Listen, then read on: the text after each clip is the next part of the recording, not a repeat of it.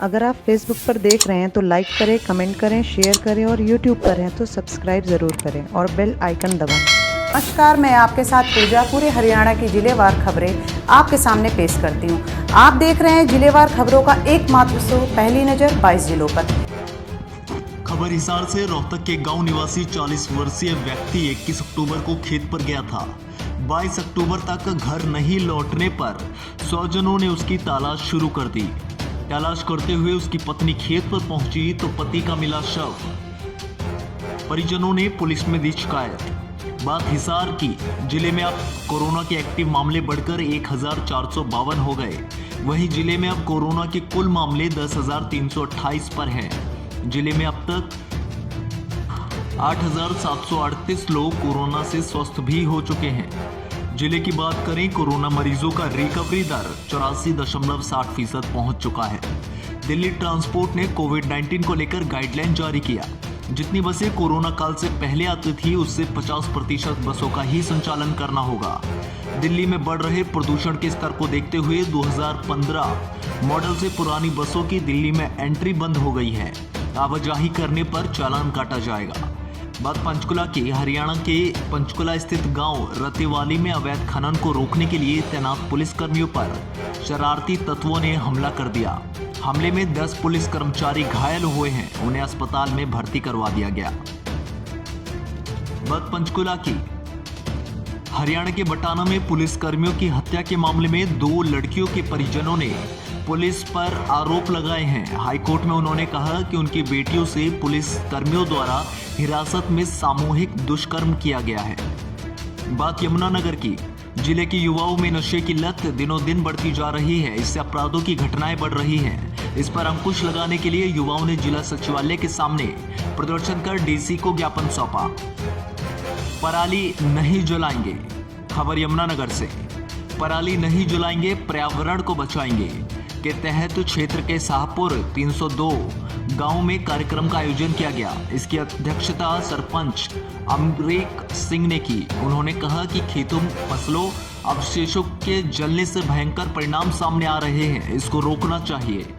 बात अंबाला शहर की। देश में medical council of India research ने कोरोना वैक्सीन के लिए तीसरे चरण का ट्रायल शुरू कर दिया।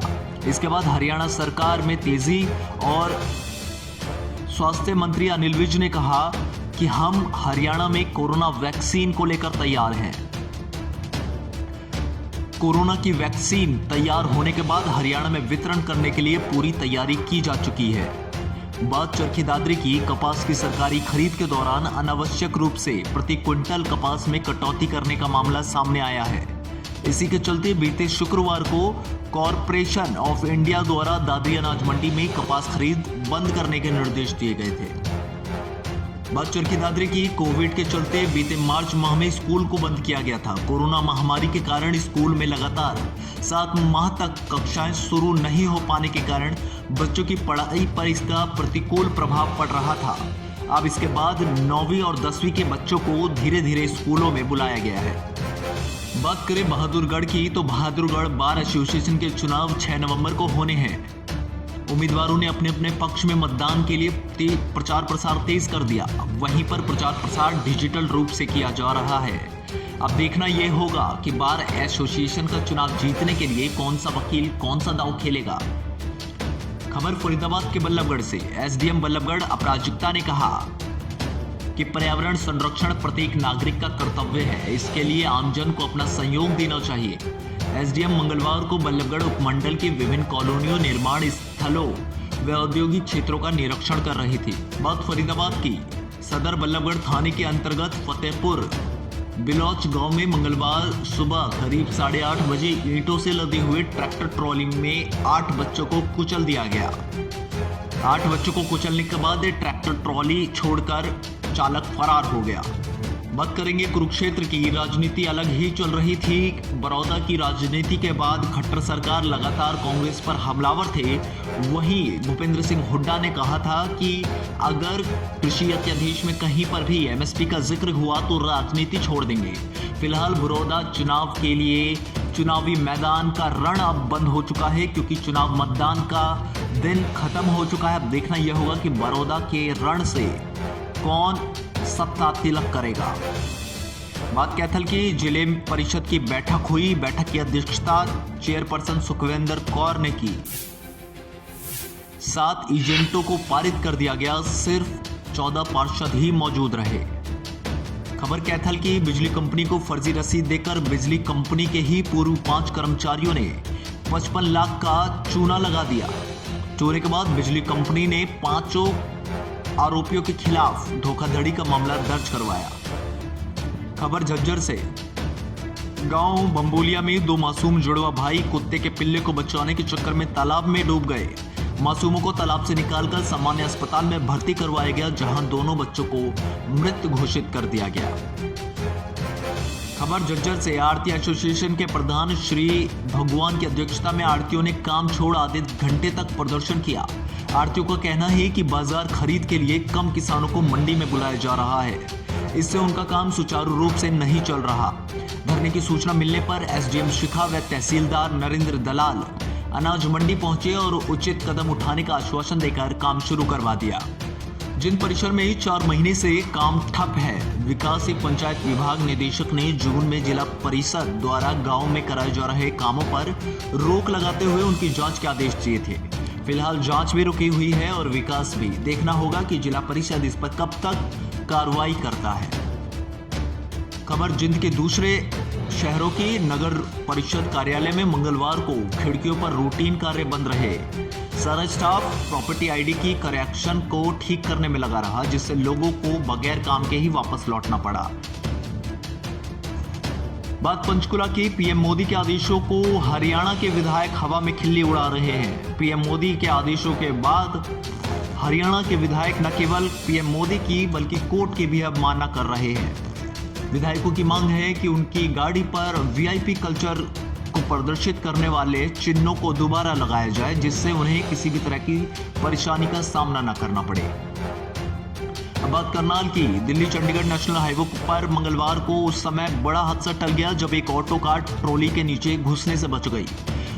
हालांकि हादसे में 2 महिलाओं को हल्की फुल्की चोटें आई हैं। दुर्घटना ट्रॉली के टायर फटने से हुई थी। खबर सिरसा से। सांसद के घर का घेराव करने पहुंचे किसानों को दोबारा से पुलिस ने हटाया। इससे पहले भी एक बार किसान सांसद के घर के घेराव करने के पक्ष में थे और जिसको लेकर पुलिस के बीच और किसानों के बीच गहमागहमी हुई थी। बात पलवल की। कोरोना के 28 लोगों को दी मात। अब नए 19 संक्रमित विभाग को मिले। बता दें कि 19 लोगों को एडमिट किया गया है, वहीं 28 मरीज स्वस्थ होकर घर लौट चुके हैं। बात करेंगे पलवल की। फर्जी क्लिनिक में काम कर रही फर्जी महिला डॉक्टर पर हुई बड़ी कार्रवाई। आपको बता दें, मुख्यमंत्री उड़नदस्ता और स्वास्थ्य विभाग दोनों ने मिलकर फर्जी रजिस्टर मेडिकल प्रैक्टिशनर आरएमपी महिला चिकित्सक को गिरफ्तार कर क्लिनिक सील कर दिया।